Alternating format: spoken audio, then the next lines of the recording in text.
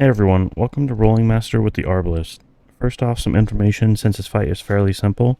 Margit can't be beaten with the Arbalest because the coward hid it in his castle after him, so Godrick is first up. Secondly, you can get different bolts if you want, but the default ones will work out just fine, which you can purchase just about from any merchant in the game. You can also use any bolts you pick up while exploring if you want.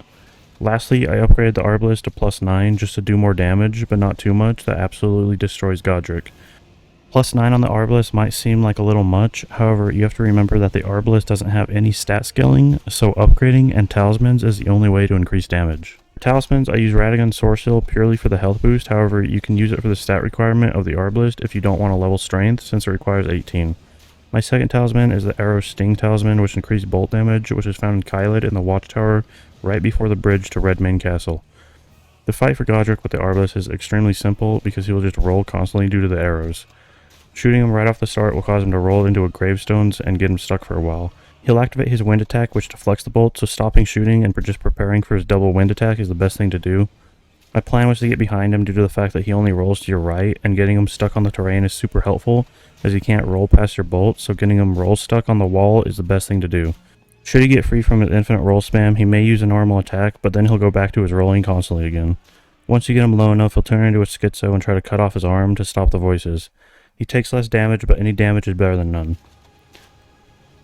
Once his phase 2 begins, you have two options. Fire at him and dodge to the left while he does his Mario Flamethrower, or you can run straight at him a little to the right and just walk out of his fire until it's done.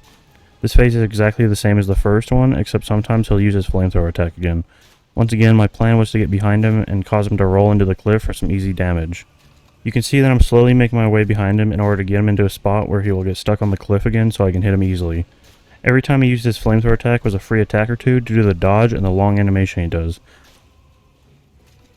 Obviously, keeping distance from Godrick is a good idea due to the extremely easy to read Flamethrower attack. For dodging the wind attack, I messed up quite a bit in the video, but you basically want to wait until the first gust is about halfway next to you, and then almost immediately dodge for the second one. Also during the wind attack, as long as you keep distance, he shouldn't do his roll towards you, jump in the air slam attack that he usually does after. That's about all there really is to this fight and this video. Let me know if there's any other things you want me to talk about for the next ones, such as reacting to the fight and giving tips right when stuff happens, if I should add quiet background music, or doing the same format of just writing a script for what comes to mind. Thank you to everyone who watched, and I appreciate it.